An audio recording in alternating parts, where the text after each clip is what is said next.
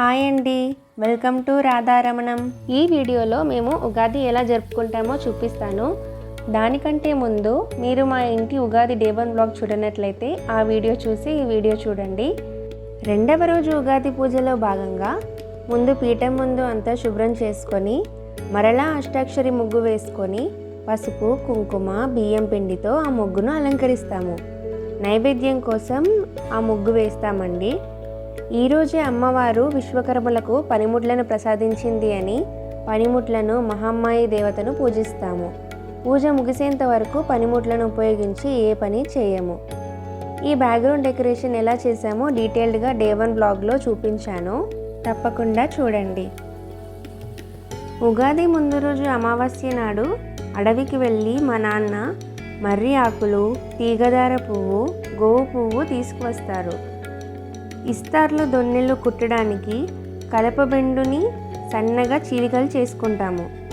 దొన్నెలలో ఉగాది పానకము, విస్తార్లలో అన్నప్రసాదము, బూరెలు పెడతాము.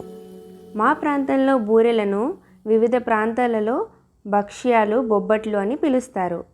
నైవేద్యం పెట్టడానికి ప్రత్యేకంగా 21 ఆకుల విస్తారు కుడతాము. అది కాగా ఇంటి కూరాడికి నైవేద్యం పెట్టడానికి, మేము తినడానికి మిగతా ఇస్తార్లు కుడతాము.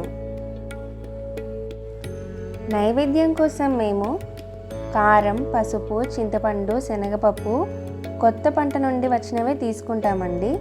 నైవేద్యాలలో అన్నం, ఒక కాయగూర, ఇక్కడ మేము బీరకాయ పప్పు చేసాము, కొత్త చింతపండు చారు, ఎండు కొబ్బరి బూరెలు, పెసరపప్పు బూరెలు, రొట్టెలు, పానకం, నానబెట్టిన శనగపప్పుకి కొత్త కారం కలిపి నైవేద్యంగా పెడతాము. నైవేద్యానికి నేను ఒక స్పెషల్ వీడియో చేస్తానండి, త్వరలోనే అప్లోడ్ చేస్తాను. నైవేద్యం మీద గోధుమ పిండితో 5 జ్యోతులు చేసి నెయ్యి దీపాలు వెలిగిస్తాము. వీటిని గాయత్రీదేవి స్వరూపంగా భావిస్తాము. అమ్మవారికి, పనిముట్లకు కుటుంబ సభ్యులు అందరూ పూజ చేసి ధూపదీప నైవేద్యాలు సమర్పించి నీరాజనం పాడుకుంటాము. యోగీంద్ర హృదయాల మ్రోగేటి మా తల్లి బాగైన అందలకు నీరాజనం, బంగారు నీరాజనం, భక్తి పొంగారు నీరాజనం. నీరాజనం పాడుకునేటప్పుడు కైవత్తులు వెలిగిస్తాము. కైవత్తులు అంటే ఉత్తరేణి పుల్లలకు దూది చుట్టి నూనెలో ముంచి తయారు చేస్తాము. దీన్ని బసంతం అంటారు. పసుపు, బియ్యం పిండి కలిపి చేస్తారు. మా అమ్మాయికి చల్లరి బసంతం అని పాట పాడుకుంటూ అన్నింటి మీద చల్లుకుంటాము.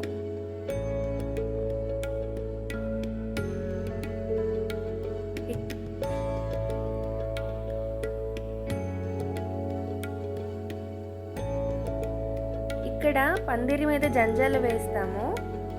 పెళ్ళైన వాళ్ళకి 9 పోగుల జంజాలు, పెళ్ళి కాని వాళ్ళకి 5 పోగుల జంజాలు పోసుకుంటాము. దేవుణ్ణి కదిలించాక వీటిని ధరిస్తారు. పందిరి పక్కన దేవుడి పుస్తకాలు, పంచాంగం, పిల్లల పుస్తకాలు పెడతాము. పందిరి మీద కుడుకల పేరు వేస్తాము. కుడుకలు, చక్కెర చిలుకలు, కిస్మిస్లు, ఖర్జూరాలతో రకరకాలుగా తయారు చేసుకుంటారు. పూజ మొదలయ్యే ముందు చిన్న చిన్న పిల్లలకు కూడా వేసి పూజ చేయిస్తారు. ఒక దొన్నెలో గోధుమలు పెడతాము. పూజ పూర్తయిన తర్వాత సరివేసి పట్టుకుంటాము. ఇంటి యజమాని దేవుళ్ళ పేర్లు, అమ్మవారి పేరు, కుటుంబ సభ్యులు, చుట్టాల పేర్లు ఒకటొకటిగా తలుచుకుంటూ దొన్నెలోంచి కొన్ని గోధుమలు తీసి యజమానిరాలి ఆకుల్లో వేస్తారు. ఒకవేళ సరి సంఖ్యలో గోధుమలు ఎక్కువ వస్తే సంవత్సరం అంతా ఎదుగుదల లేకుండా ఎప్పటిలానే జీవితం సాగిపోతుంది అని భావిస్తారు. ఒకవేళ బేసి సంఖ్య వస్తే సంవత్సరం బాగా కలిసి వస్తుంది అని నమ్ముతారు. ఈ సంవత్సరం ఉగాది మంగళవారం రావడం వలన మేము పీఠంని, దేవతని మరుసటి రోజు కదిలించుకున్నామండి. అందుకే ప్రత్యేకంగా మళ్ళీ నైవేద్యము, ధూపదీపం సమర్పించి పీఠంని కదిలించుకున్నాము.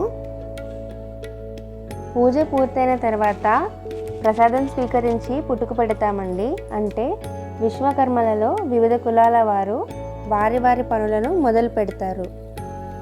ఇది మా ఉగాది పండగ అండి. మీకు కనుక మా వీడియో నచ్చినట్లయితే లైక్ చేయండి, షేర్ చేయండి.